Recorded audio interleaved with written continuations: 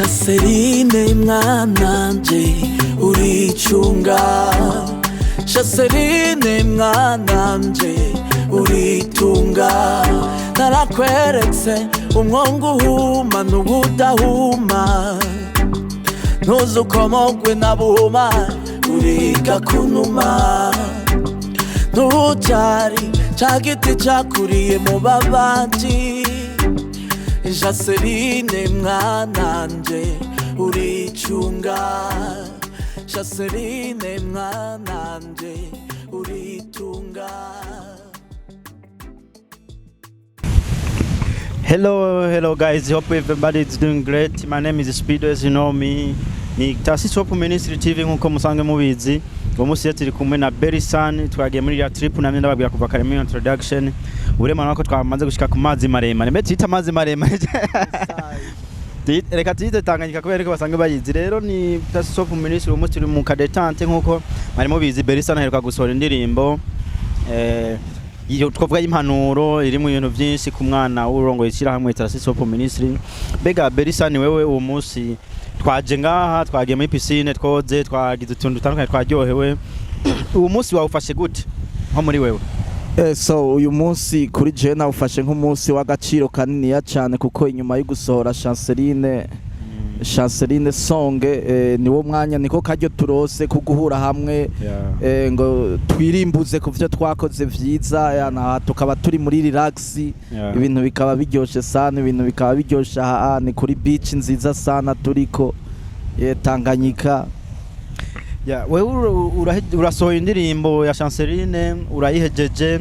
Mbega ni wotubwira, turazi ko ibintu byose bitabamna byagenze neza, nakahe kantu wibuka uri kwasohoye indirimbo katagenze neza ukavuga ati vrema kano kantu karancanze kabisa, mugabo ukakora ukavuga ati ndagakosoye karagenze neza?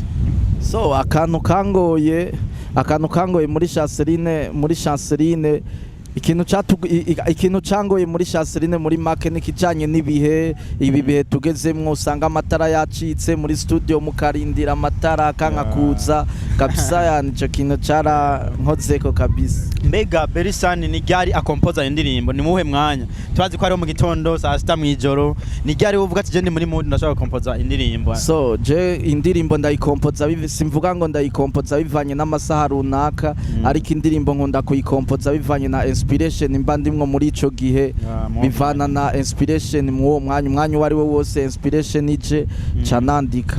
Hari abantu tumenyereye, reka tubivuge, bakompoza indirimbo banyoye doze. Wewe bimeze gute mu mwanya?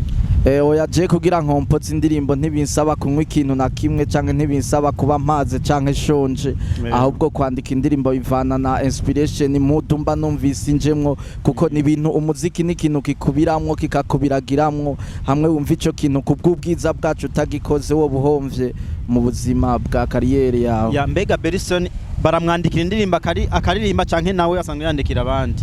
BELSON je ntibanyandikira indirimbo, kiretse ko nuwo yinyandikira nkumva imeze nkuko nshaka ntoreka kuyakira, ariko jewe kugeza ku mwanya ndiyandikira nkanandikira n'abandi. Urandika nawe ni kuvuga bro inziza katubutse.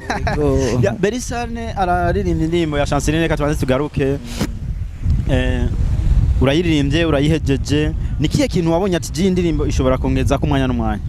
So indirimbo Shaserine na ikintu irashobora kungeza, kuko ivyo muri kazoza nta wabimenya. Iki cizere cyo nuko nizeye ko Shaserine ishobora kungeza handi hantu, kuko feedback zayo ni feedback nziza, zintera intege, zimbwira ko nakoze neza, lyrics ya bien, indirimbo umudiho wa bien, aka video studio session ka bien. Urumva feedback zirama icizere yuko indirimbo izonangeza kure cyane, ababandanya bayibona bandanya bantera intege kabisa. Mbega nk'ubu haje umuntu akubwira ati twikore remix, wamwemerera byogenda gute?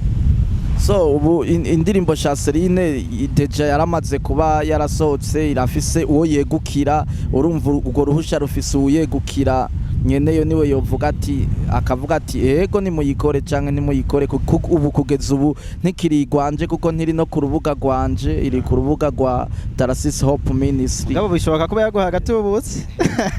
Sinidoga vraiment, ndashima Imana uko twakoranye kose, no muntu mwiza vraiment, no muntu ari no muntu atarenganya ico mwavuganya gishitse. Uwurongoye Tasis Hope Ministry akubwiye ati shaka ko dukorana, wokwemera uvyakira gute? Avuze ko shaka ko deja n'ubu turiko turakorana ariko urumva avuze ko twobandanya dukorana n'ubugira kandi kugeza ubu sinomuhakanira kuko je ntaco ndamuhora ntaco ndamushinja.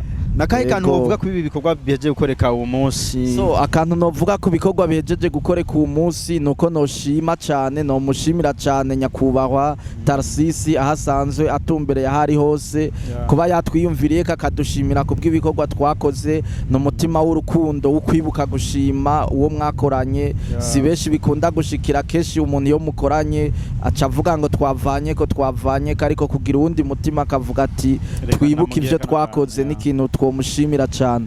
Yareka tugushimiye cyane dushimiye n'uwadufasha amasanamu.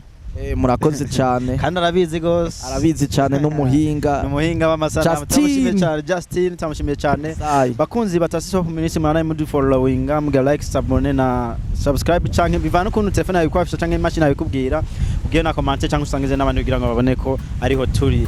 Love you so much, à la prochaine. Thank you.